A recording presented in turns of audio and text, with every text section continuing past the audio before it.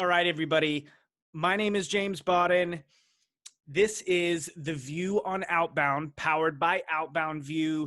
I am so fired up about our guest today. Tim Harris, VP of Marketing at DialSource, has joined me to give us his real point of view on all of this cold outreach that goes on, the cold calls, the cold emails. And so, Tim, first, I want to say thank you for taking some time to join us.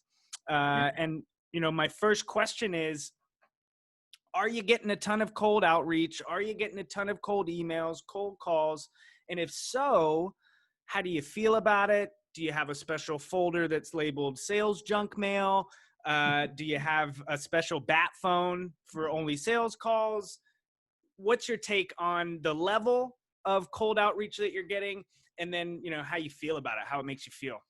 Yeah, so it's fascinating, right? So at home, working from home because of the current situation, and I think it's interesting that there's a different feeling when you're at home compared to in an office, maybe. Yeah. Especially when your personal cell phones ring in and some of those things.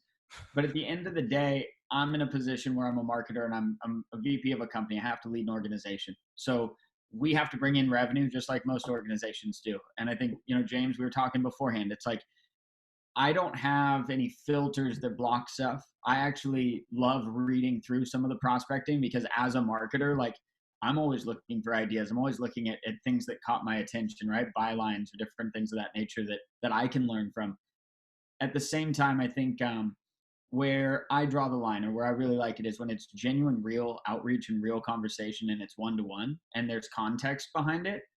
I'm super open to having a conversation usually, especially if they're solving a problem that's top of mind for me right now. And I know that's not everybody's product and it's not always relevant to the current situation, which puts that seller in an even harder situation. And so I've got some empathy for that because I work with our sales enablement, I work with our SDR team and our AEs, and I'm constantly kind of trying to bridge that gap between sales and marketing. And so I understand that it's one of those things that has to happen. I try and find the good in it. And I think at the end of the day, the things that hit my frustration button are the same things that I try and make sure aren't happening in our own organization, right? If somebody unsubscribes, let them unsubscribe. Don't try and keep them in a bear trap and try and keep them around. Yeah. Use good tactics, use good content. Like if it's valuable and it's good, I'll probably get some joy out of it. I may not buy your product, but great. If it's not, if it's just a generic templated email with absolutely zero context, it's the same reason why we don't score on opens for emails for our lead scoring, right? Like that doesn't mean anything. It's if I'm engaged, great, but just opening an email, I'd probably just go right along. And if I get a few of those, I might tag that person back and say, hey, not interested. I understand it's a tough time right now. Like I get it. Keep doing what you're doing. I'm just not the right person to waste your time on.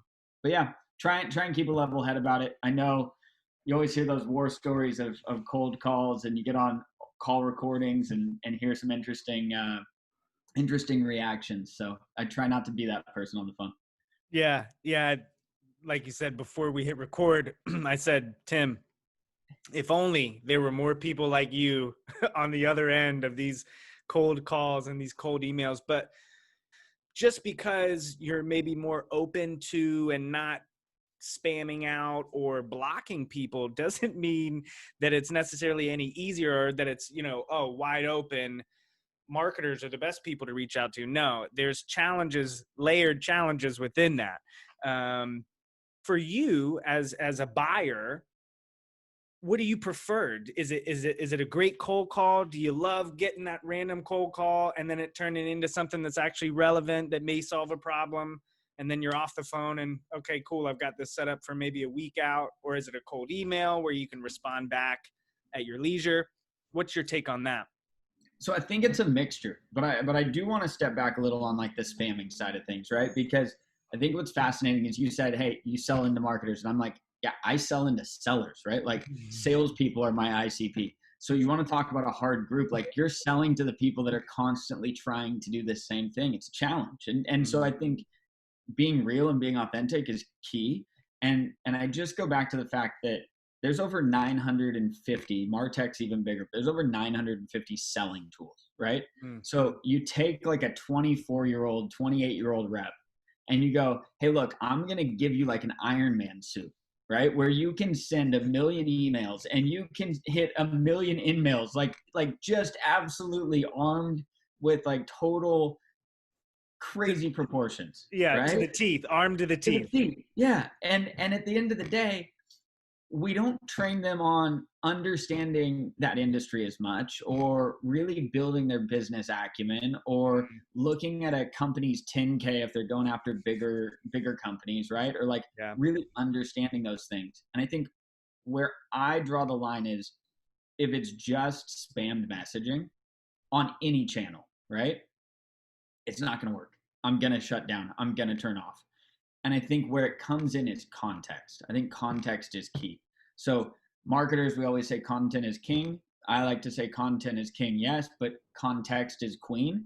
And in this work from home life, like we all know who runs the castle, right? Like at the end of the day, Yes. hey, that's part of it. So I have older sisters, grew up in a family of women, and yeah, like at the end of the day, it's critical. The context is important. And so I go back to that and then I kind of say, based on context, if I've given you my phone number and you're reaching out and calling me, great. I'm probably open for it, depending on what time you're calling. If I'm on the West Coast and you're calling me at 6 o'clock or 5 o'clock in the morning, like that number just got totally erased, or like, why are you doing this? There's stuff that should be alerting you that I'm on the West Coast and don't call. Yeah, Uh, yeah. so there's some of those things, but that's basics. To me, it's the Well, multi-touch. it's should be Yeah, basics. should be Should be basic. basics. Yeah, but on the multi-touch, right? Like, give me a call, leave a voicemail. Do not call me and don't leave a voicemail because then I just don't know who it is. And if I get the number back again, I'm like, why is this calling? Like, why didn't you just tell me who you are? And then I'll Got decide it. to call you back, right? Like, Interesting. it's kind of like fishing. Like, don't, like, yeah, you want to hide the hook a little bit, but at the end of the day, like, hey, we know it. We know what we're doing. And I think same thing. Yeah. It's like, I don't know. I just don't try and hide what you're doing. Just be honest and say, I'm reaching out because boom, boom, boom. And this is what we do, or this is why I think it's contextual to you. And if it is, I'll probably respond. And if it's not, I might send you a message and say, hey, thanks. Like, I know it's tough. I'm not the one. I'm not the interested one. That's I think where both buyers and sellers can have a better relationship Oh yeah. because Oh because yeah. let's face it, how many times do you think like on the other side of the computer you're sitting there and you're like, this person has the right title, I looked him up on LinkedIn, like, dude, this is the guy, and then So you many can't get their times. information, right? Or So you many can't get in touch times. with them. And that's tough too. So it's really easy relief. I always think, hey, nope, not the right person, or not interested, or don't have budget, or not on my not in front of me right now, I got other stuff to deal with, right? Yeah. I had a gentleman reach out to me. He emailed me some info. Yes, it was something that we're working on. Sent me a little LinkedIn follow up after you made me a call. Hey, you know what? Now I've seen your face. Yeah, I got your voice a little bit on the voicemail. I called him back and said, hey, look, this is what I'm working on. If you can beat this price, or if you can produce at this price, let's talk. If not, no harm, no foul. I think that's the way it should be. I think Yeah. when buyers are there to really help, or when sellers are there to really help, and buyers are looking for a problem and it matches up, great. And then add value.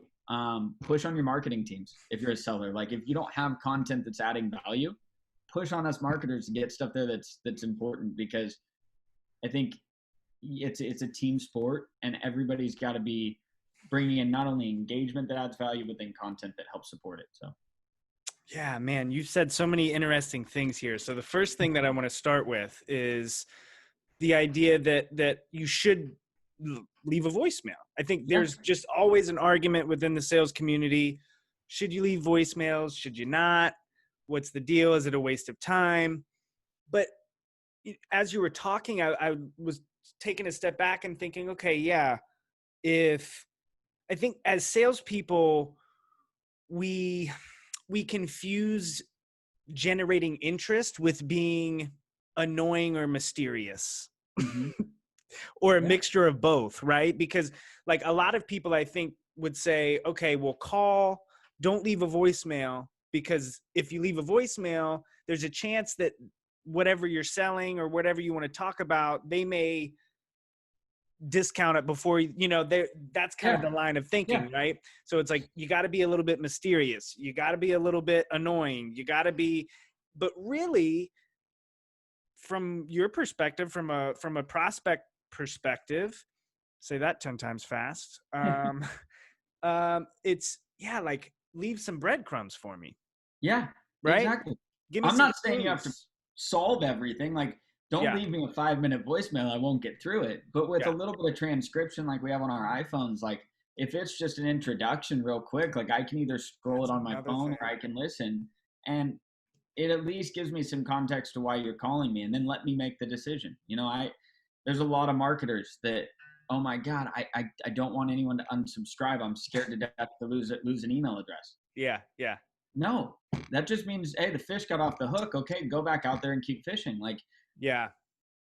try and figure out something else. And that doesn't mean you can't then still advertise to that person. It just means that, like, respect the fact that they want some distance right now, and take that as an answer. I mean, it Read the tea leaves, so to yeah, speak, right? read the tea leaves. Like it's okay. And then come back with something that's got a little bit more message, or learn from that failure, or learn from that and build on it again. Like, it's okay to fail. I always talk about any company, or most any company, right? If you really look at, if you added 100 clients, that would change the projection of the trajectory of a business, right? Especially in B2B, especially in SaaS tools, stuff like that, like in Absolutely. startups.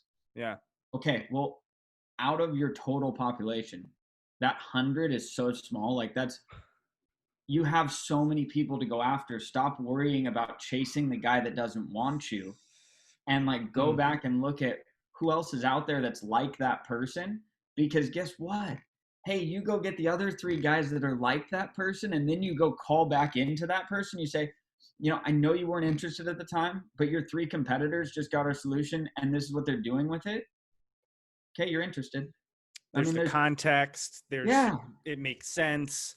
Yeah, and I think, the other point that you made earlier that I wanted to touch on was this idea that let's recognize the game that's going on here. I yeah, feel like sometimes there's, between buyers and sellers, there's this weird, like, salespeople feel like they need to be somewhat ambiguous, or act yeah, like they want to be friends, or act like, especially on places like LinkedIn and social media, like, no, that's not really your intention. So I've always felt conflicted about this whole thing of when, especially now, yeah, salespeople love talking about empathy.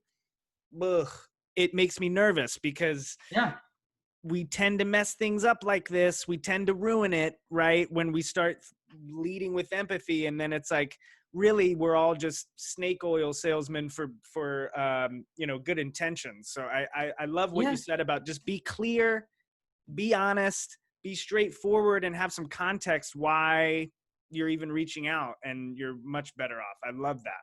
Well, I think you illustrate empathy through context, Mm, right? And so, rather than being fake and calling me and saying, "Hey, Tim, I just heard that there's this many new COVID cases in Sacramento," or, "Hey, you guys are going through a heat wave." No, take that information and then apply it to your actions, right? Send me a little thing that says, "Hey, know it's hot in Sacramento, so here's some sunscreen and a towel and a this." Get your marketing team involved. You just used the context and then made an impact to build a relationship, rather than just, like, trying to say, "Oh, hey, how's the sky over there?" Like, to trying to templatize it, yeah, trying to essentially. templatize empathy. Like, no, be empathetic through applying context. And I think that's the best way. Like, they Mm, always say actions speak louder than words. Like, I think that's really where I get to. And I think Lauren Bailey, I'll give her a shout out. She's awesome sales coach and does an amazing job. But she wrote an article about empathy, and that's what she was kind of talking about. Like, don't be fake empathetic, because that yeah. almost comes off worse. Like, Ugh, oh, how's your family? How's everything else? Like, what? Why do you who don't know cares? me from Adam? Yep. So don't try and just pull empathy out of the sky. Like, try and make real contact. And I think that's critical. Man, fantastic advice, and so many, like, quotables.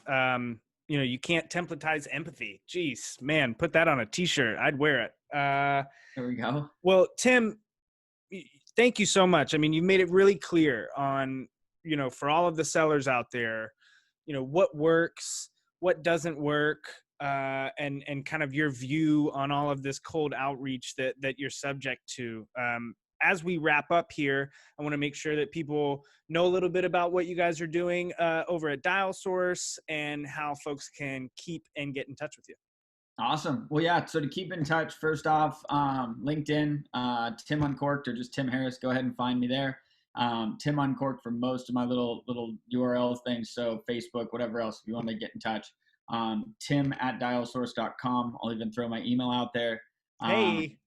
So there you go. There's the email. You've got it. You can send me an email to start and warm me up, and then go from there. But we are at DialSource. We're really, at the end of the day, capturing the context. And again, I go back to it because I think it's critical and I believe in it, is we're capturing the context of every conversation. So the phone right now is a critical lifeline, right? For both sales, service, and support, customer success teams. It doesn't really matter. At the end of the day, customers want to talk and prospects want to talk to you. And I always gauge talking about, like, hey, if somebody is going to pick up the phone and have a conversation, then they're pretty interested. Like, that's a high intent thing to do, because that's taking real time out of their day to have a conversation with you. And so what we do is we enable those conversations and accelerate that through basically connecting voice to Salesforce or Microsoft Dynamics CRM, then automating all of the processes and procedures that take place around a call. So whether it's making or placing that call, or all of the business processes and automation following that call. So if people want to learn more, go to dialsource.com, take a look at what we're doing in the marketing side of the world. And then also there's some great work from home resources if you want to download some things. I promise, if you download a white paper, you won't get a call immediately. We just know you want some content. So enjoy the content and have a good one. I love it. Tim Harris, everybody, VP of Marketing at DialSource. Thank you so much for the time. I know the audience appreciates it. I appreciate it. And with that, I'm going to wrap up this episode of The View on Outbound, powered by OutboundView.